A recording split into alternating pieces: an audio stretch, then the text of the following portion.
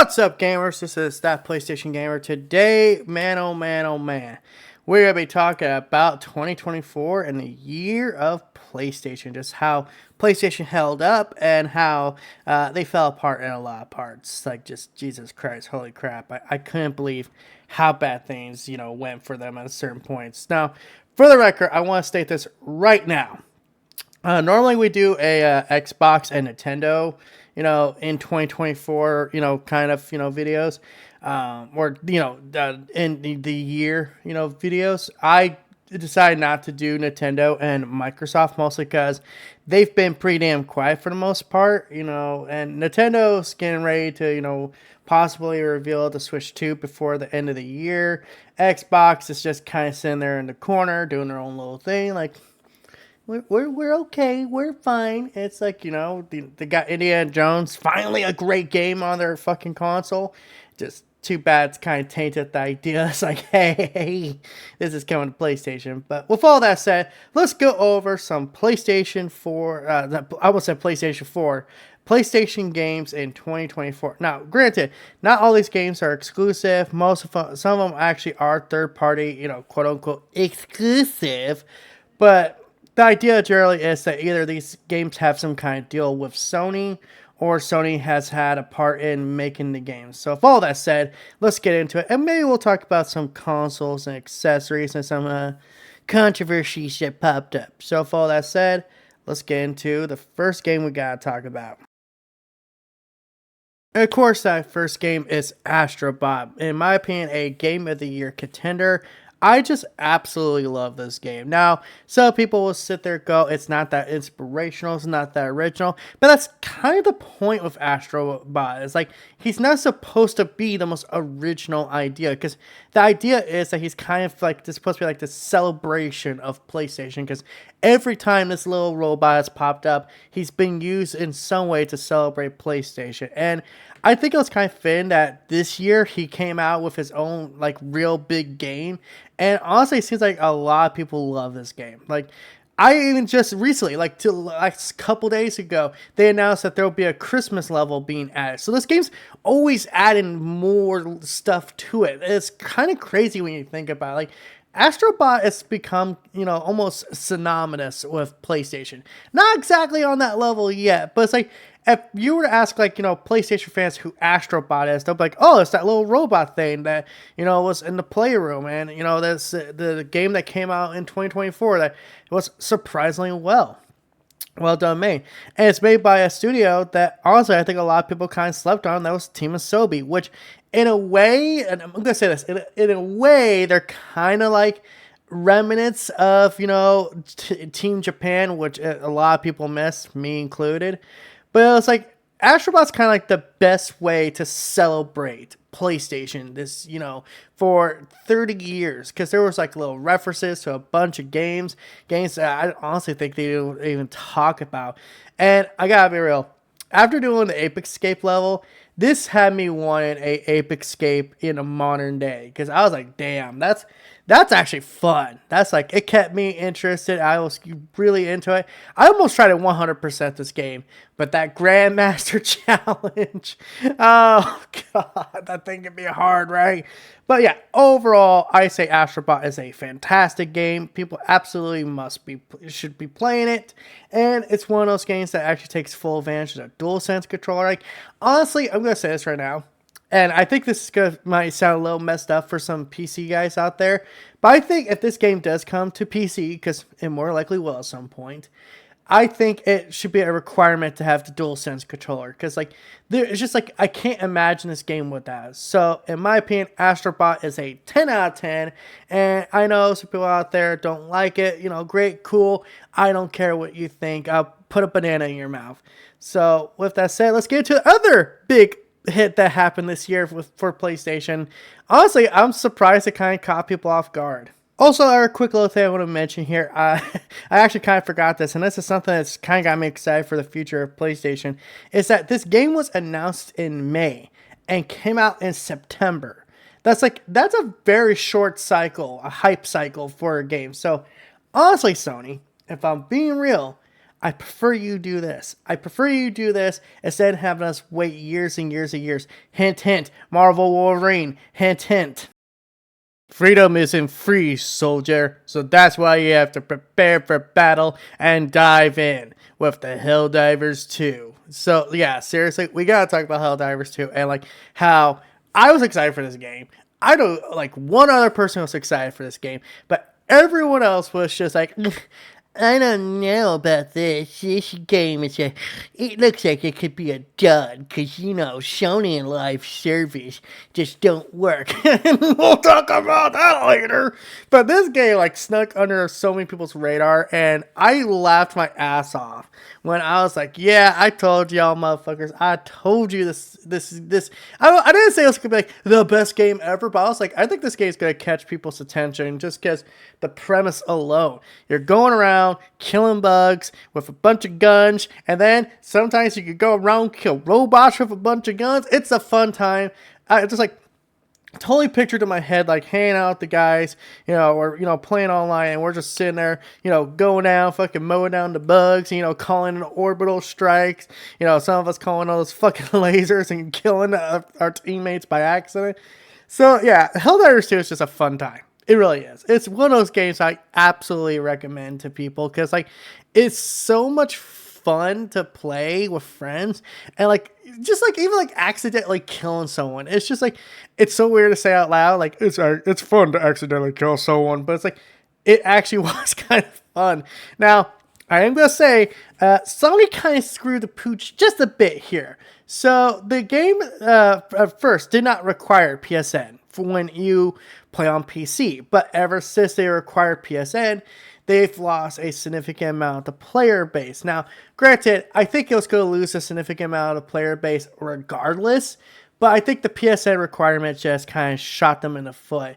Now, granted, I do think they've gone out of their way to, try to patch up the foot by having some good content, a good flow content. It's just like, I kind of wish they wouldn't have done that, because if they wouldn't have done that, I honestly think this game would probably be on a lot of people's Game of the Year list. And honestly, it's definitely up there for me. I mean, I think this is a fun time with the guys. I think this is a fun time with the ladies. I think this is a fun time with anyone that loves video games. Like, this is the definition of a bro game. This is the definition of fun with friends. And well, I took a L, and I admit this, ain't I a day, I took a L when I said Concord would be more successful than Helldivers 2, because I thought that, game fit more of what I looked at as the live service model. I am so glad to be wrong. Helldivers 2, in my opinion, is a freaking excellent game, 10 out of 10, absolutely you guys need to check out. If you have not played it, go play it, it's fun. I don't know what to say. While there isn't much as far as the story goes, I love how Arrowhead plays with the fans. I love how they would talk to the fans with like the what would they call it? The Ministry of Truth. And it's like they totally lie. Like, I remember this one in particular. It's like when they said this, I was like, this is totally getting added in later, isn't it? And it was like they were saying bugs don't fly. That's why they're bugs. They can't fly. And then it's like, I was like, they're totally adding in flying bugs, aren't they? And then later on, they would add it. Now, granted, there's been other controversies with this game. Supposedly there's been a vehicle in the works for a while, but that just hasn't panned out. New enemies have not really been popping up, which, people are upset about. But it's like, I kind of get where the Arrowhead is right now. They're trying to, they're a very small studio, so they're trying their best to kind of like phase it, fix the game, and then start working on the new content that could ruin the flow of the game. So I get it, but it's like at the end of the day, Helldivers 2 is a great game. Highly recommend it. Go play it. And now we gotta talk about a flop. A flop that you're probably not thinking of, but hey, gotta quickly mention it. Now, I am going to be fair here and say I do own this game, Lego Horizon, but I have not played it, and I'm probably not going to play it until maybe next year, just because I'm kind of tapped out of Horizon, if I'm being honest with you guys, after doing the Horizon Zero Dawn remaster, and been kind of, playing through the game again, and I was like, oh no, and it's like, I'm kind of like tired of Horizon, just for now, but it's like, it doesn't look like a bad game, but yet somehow this game is a flop, and I kind of see why though. Like, cause like you combine Horizon with Lego, it's not a bad idea on paper.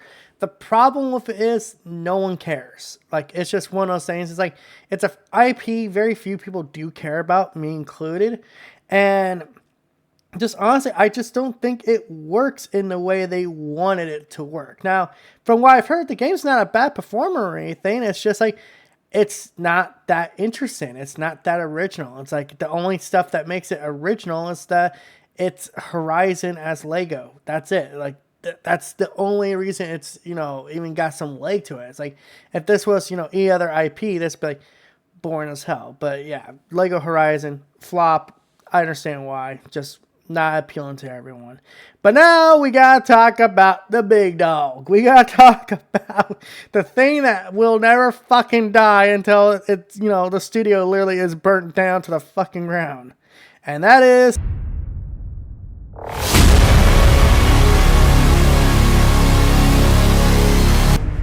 All right, let's do this one last time. Oh, shit. Here we go again. Listen, man, I've talked about this game to death on this channel. I'm gonna be honest. I'm tired of talking about Concord. I'm tired of talking about how much of a flop it was and how much of a dud it was. And, maybe this comes off as me being a little bit fanboyish, cool, whatever. But it's just, I'm exhausted. I'm exhausted talking about it. It's done. It's over. And honestly, yeah, I think this game just had no chance in hell. It was the Vince McMahon theme. It had no chance in hell because just came out in a crowded market. Came out in a market that didn't want it. It came out in a market that at the day didn't want to even give it a chance. So yeah, Concord was a financial flop in every sense. So bad that Sony literally had to give out refunds.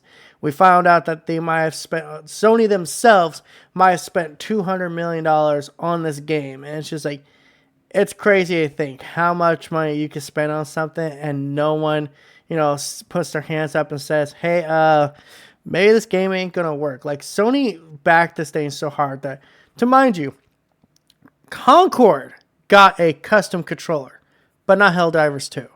Because Helldivers 2 snuck by them. They didn't expect it to be a success because it was based off of old IP. But they expected Concord to succeed. And it's just like, it's one of those things at the end of the day, Concord will be remembered as more as a lesson than as an actual product. So, yeah. It's better we just, move on, forget about this game, and play some Marvel Rivals because that's a much better hero shooter. It's a literal hero shooter. So, yeah. Concord, you had no chance in hell. Sorry, Firewalk. Now let's talk about some third-party games that had deals with PlayStation. Final Fantasy VII Rebirth. Holy crap, this game actually snuck up on me, and I was actually very not excited for this game because I wasn't a big fan of the first Final Fantasy VII Remake-ish game. Yeah, again, this whole thing is kind of weird, but man, I gotta be honest, I think Rebirth probably is actually my game of the year, if I'm being honest. Just because, one, I haven't played a shit ton of games this year, but Rebirth to me is the prime example of wow, if you actually do Final Fantasy, right, I actually give a crap about what's going on in the game. I give a crap about the story, the characters, the world. To me, this is peak Final Fantasy because I actually gave a shit. It got to the point there was times I was actually getting a little teary-eyed. Barrett's whole backstory got me going. I liked how they somehow worked in Zack into the whole storyline because for what I know about the original storyline, Zack's only kind of mentioned, but here he's a full-fledged character. And there's this whole multiverse story working out, how Sephiroth's trying to destroy every conceivable universe. It's insane, but it's at the same time, it's that kind of insane that you because it's kind of refreshing in a way. The next game, third-party game they had to deal with was Rise of Ronin. Now, yeah, again, another game that probably sneaked up for a lot of people, but honestly, this one's kind of hit and miss, to be honest, because I do think that if you're looking for a Ghost of Tsushima substitute until you get Ghost of Yote, which comes out next year, um, it's kind of a weird thing to talk about because like it's not really a Ghost of Tsushima, clone as some people would think it is. It's kind of like a mixture of like Ghost of Tsushima and Neo, weirdly enough, and it comes from a studio that really doesn't have like a lot of history doing this open world stuff. Like this comes from Koei Tecmo of all places, the Dynasty Warrior developers. But honestly, it's a pretty damn good game. Like I can tell you right now, I really liked playing it. It's just the story and the characters really didn't mean anything to me because, to be honest, they kind of felt like stereotypical characters. There's the good princess who wants to do good by her people. There's the warlord who wants to conquer Japan and kick out all the foreigners. And it's like if we weren't living in the weird political times we're living in, I would almost say this character was kind of an allegory for someone else, if you know what I'm talking about. But yeah, Rise of Ronin's pretty damn good. It's a good time for me. Now, the next one to talk about is, of course, Stellar Blade. I'm going to be honest with you guys. I haven't played this game. I have no intention on playing this game. And first off, it's not because of the controversy going on about the character model and all that stuff. Like, I'm just not really into these kind of games, these action, RPG games. Because, like, to me, they're kind of like in a weird space. It's like, they come off as almost like times that's like a little too aware of what they are, so they go like with the over the top action, but at the same time it does look pretty damn good. So I don't know, I'll probably have to pick this game up eventually and just see how it plays and all that stuff. I did try the trial. It was like, okay, the gameplay's good, it's not up my alley. So to be fair, it looks like a fun game. It looks like it could be a great time. It looks like it could have a compelling story, just not up my alley. And the next game to talk about, and this one's pretty controversial for me to talk about because I haven't gotten very far in it, and that's Black Myth Wukong. I'm sorry, guys. I know a lot of people like this game. I don't. I'm sorry. I played this game. I bought into the hype. I bought it full price like a couple days after it came out. And honestly, it's just, I'm sorry. It feels like it's a half-baked game to me.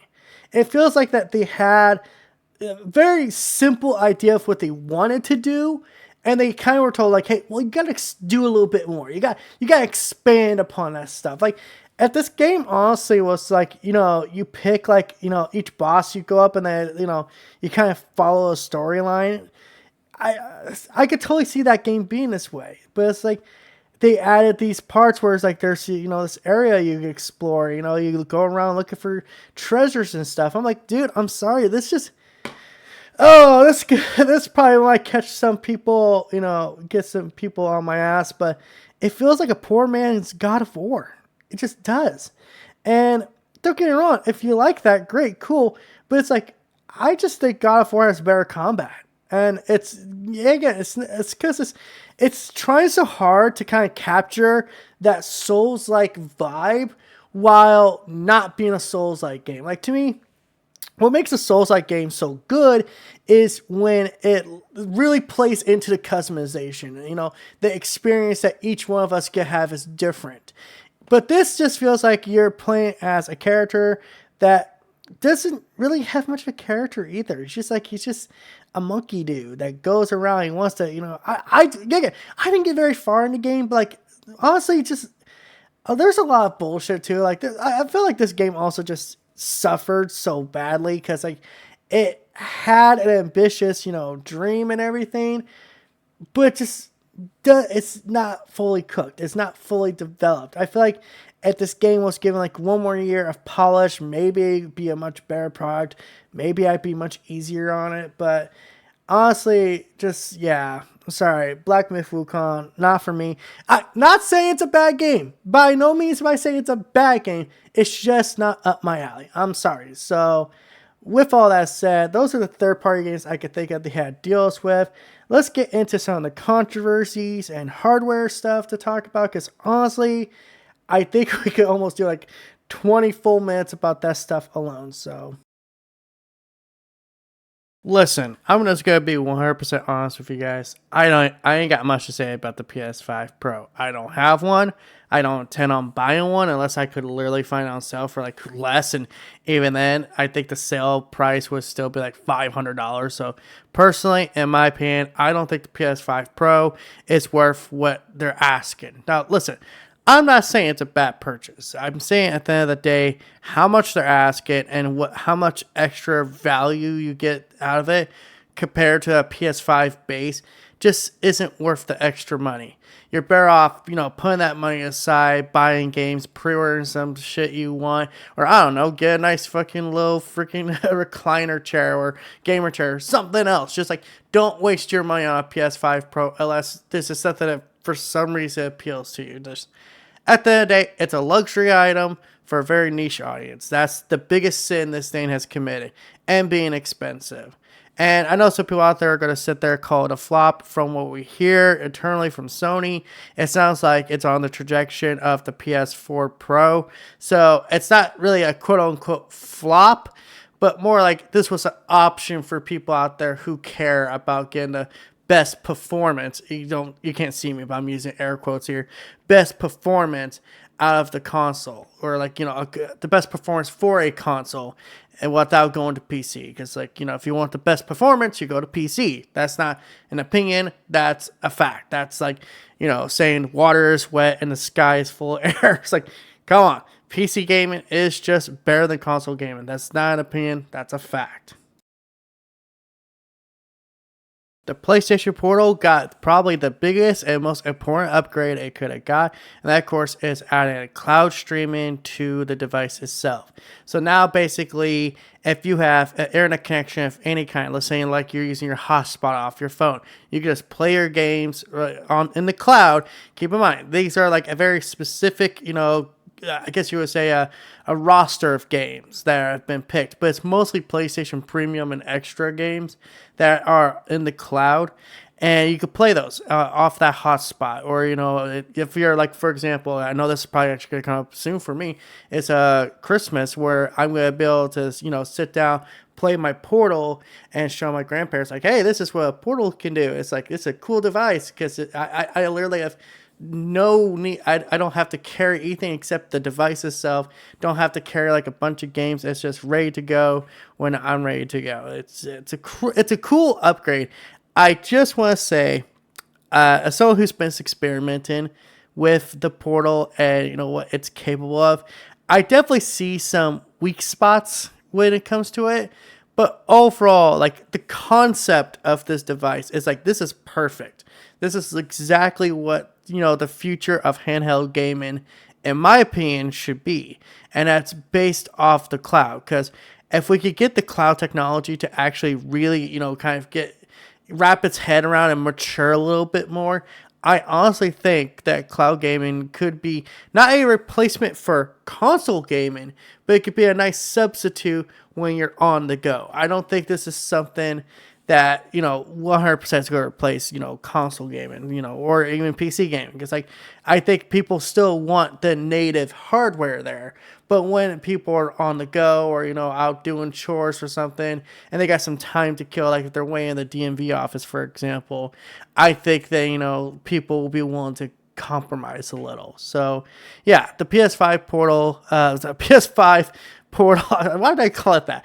The PlayStation Portal, it's got a nice upgrade. And like I said, it's not the best, cloud streaming I've experienced. I think the console's better, but also it's because my console's hardwired.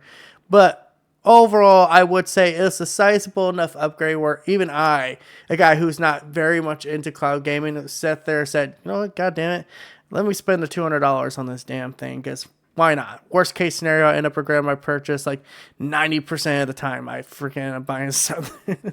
So, yeah, just... It was a nice little upgrade. That's all I can say. One thing that was definitely baffling was the decision that all PlayStation games on PC will now be required to log in to PSN, even if they're a single-player game. Now, I want to say this for the record. When this whole thing first developed, I thought this was kind of, a little bit of people complaining about like, oh my god, how dare they require us to sign in for a multiplayer game? Because Helldivers 2 was the original one that, apparently was going to have this requirement. But then Sony decided to back away from it. But then they pulled the game from stores that didn't have PSN, which is kind of weird. Then they said going forward, all their games coming out will require the PSN, sign in, which is just like, Sony, why do this? Why do this? It's weird. Then they are like, oh, but don't worry. See, we have a new overlay. So now when you play a PlayStation game on PC, you can earn trophies just like you would on the console. I was like, oh, is that the reason why a PSN requirement is there? Because like, that's kind of weird. Because like, yeah, it's something you don't need to do. And honestly, I feel like this is just a way to, inflate their numbers when it comes to saying, oh, well, see, we have show me active users on PlayStation Network now. Even though these are just PC gamers who are playing the game, so they could, have a PSN account just so they could play their freaking games that they bought on Steam. But hey, but that counts because, it's an active user. Just money in the water. See again. I don't think that's like the worst thing ever. I think this is something that's like, why do this? This is just something you don't need to do. And honestly, it's just, it's something so stupid that it makes me just scratch my head like, why? So, yeah, this was kind of embarrassing. And the last thing we're going to talk about here before we, wrap up this video is, of course, Astrobot actually winning Game of the Year. I actually started this whole project way before the Game Wars happened. And I was honestly kind of debating if I wanted to push things off until the Game Awards were done. Because, I had a suspicion there would be a couple announcements, which they ended up being some announcements. But that's talking about stuff in the future. Like, right now, I got to talk about the present. And present, I am very happy that Astrobot won Game of the Year. Because to me, it was probably the most deserving game. Like, if you know the story of Team Asobi and Team Japan, it's one of those studios that a lot of people liked at the time, but it was never reflected on the sales. And, even Astrobot itself still sounds like it struggles a bit in the sales, but a lot of people appreciate the work and dedication that went into this game and how much, Team Asobi, it means to Team Asobi, It was so weird because watching the Game Awards this year, I was like, man, it was kind of obvious people were thinking, Elden Ring was going to win because they warped the rules into the favor. But no, ended up being Astrobot. And yeah, it's not the most original game out there, but at the same time, as I've said in the previous video, that's kind of the point. It's like, sometimes it just takes people going back to basics is to just rediscover that thing that ignites their passion for, gaming. So yeah, honestly, I think Astrobot is a damn good game. I think people should play it. You should definitely check it out when you get a chance because it's fun as hell. And honestly, at the end of the day, I think it deserves that Game of the Year, win because I don't think there's many games out there that I could say, honestly, this year were quote unquote fun. Like outside of Helldivers 2 and Astrobot. And I honestly couldn't say Helldivers 2 was Game of the Year. I could say it was the best multiplayer game, best ongoing game. Yeah, 100%. But it's like at the end, I think Astrobot was just the better overall package. Although personally, when the awards first, were happening, I was actually saying Final Fantasy VII Rebirth should have won because to me, that was more for what my taste kind of falls in line with. But the more I thought about Astrobot, I was like, no, that's the one that actually deserves it. And yeah, it's cool. And also Sony just got some cool announcements. We got an upgrade for Helldivers 2, just to quickly mention that, and Intergalactic, which I'm very excited for. So yeah, this year, it was a year for PlayStation. That's for damn sure. And it was a year that I think, honestly, Sony just were resting on a lot of their morals. At the end of the day, I think the biggest problem with this year was we are starting to see that confident, arrogant Sony pop up. And honestly, that concerns me. Like, for the future of this brand, I feel like Sony's kind of doing the right thing, but at the same time, they're kind of doing the wrong thing too. You know what I'm saying? Like, I like the fact they are trying to extend the brands out to, multimedia projects, like the Last of Us TV show, the Twisted Metal TV show, movies, and other TV shows. I'm certain there's a lot of TV shows. But like, even try like, other developers that, touch IPs that Sony has. Personally, I would be in, if I were to put my, cap in there with an idea, I think Sony should license out some of these IPs that are just sitting there collecting dust. That's the way we could get a new Jack and Daxter. That's the way we could get a new Ratchet Clank or Sly Cooper or what the hell ever. So, yeah, this year was just, it was a year. That's the best way to put it. It wasn't great. It wasn't amazing. We had duds. We had great success. And at the same time, there was always stuff in the middle. There was always stuff in the middle that kind of made me feel like, God damn it, why are you doing this? And there was, moments where I was like, God damn, that's great. So until next time, guys, this is That PlayStation Gamer sign out. I hope you guys have a great rest of 2024.